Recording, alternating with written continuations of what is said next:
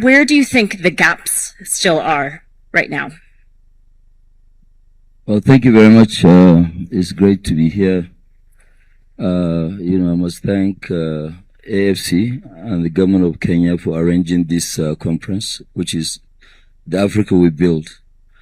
I think, sorry, I have a bit of, I've lost my voice really, so, I hope you can hear me. So when you look at it today, we can do much, much bigger things, and I think it was President Ruto who said that maybe we should forgive past leaders. But right now we don't have any excuse, because we have, very big financial institutions. We have big entrepreneurs. What actually caused the delay before was that normally when you go to those financial institutions, the interest is not to develop Africa. The interest is to develop themselves. And, today we have big financial institutions that are at least they can listen to the big, entrepreneurs and see how do we develop and build our nation. We have made a lot of mistakes in the past where we've been relying on foreign investors. A foreign investor will not come without the leadership of domestic investor. So a domestic investor must take the risk and start developing your own continent, not for you to wait for foreign investors. Foreign investors will only come when things are looking rosy and good.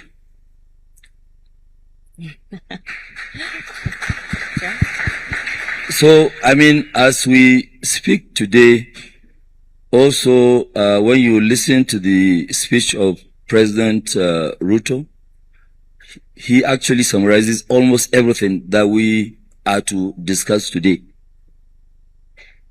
You have pension funds, 550 billion of pension funds in Africa, and you are funding something totally that is irrelevant. And most of our own people too, when they have money, they take the money abroad. So when they know that we have money, we have what it takes to develop our continent. Every day we are saying potential. Potential for what? The potentials are there, of course, but you have to harness the potentials. We've been having fuel queues in Nigeria for 52 years. Even when the refineries were sold, three out of 3 out of 4 were sold to us in 2007. Later on, the same people who are benefiting $10 billion of corruption money went and instigated, and it was reversed a few months later, which we lost a lot of money because we paid banks, we paid advisors, we paid lawyers, we paid everybody, of which AFC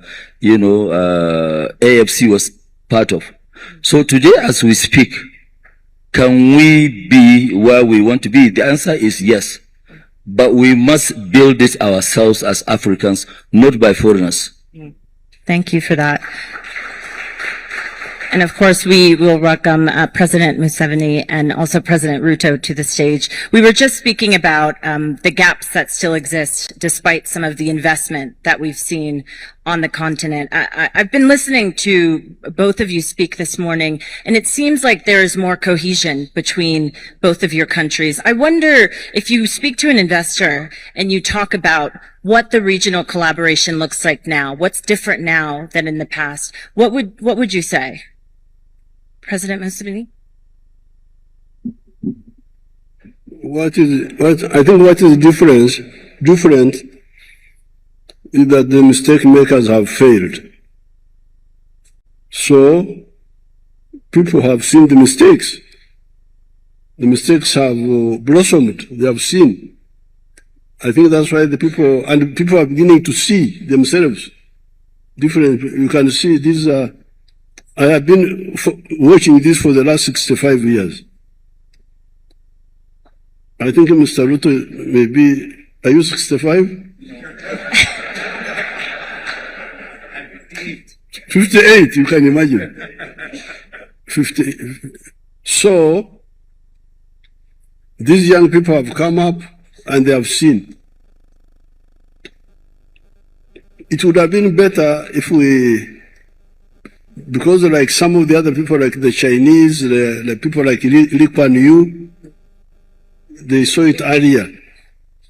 But Africa also had a lot of additional problems. Like, for instance, landlocked countries. Right. If you are landlocked, even if you see something, if the coastal countries don't see it properly, you can't move. So the mistakes are our biggest teachers. Because, and the crises. The youth have no jobs. So I think people can now see, can listen more. Because there was a law. It was really ideological intoxication that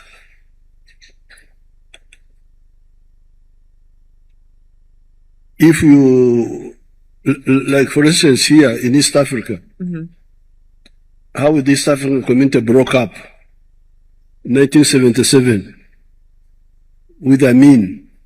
People thought there was another way other than the East African community. But now later on they discovered that no, East African community is the only way, and that's how we came back. President Ruto, have recent crises potentially accelerated some of this newfound collaboration between your countries?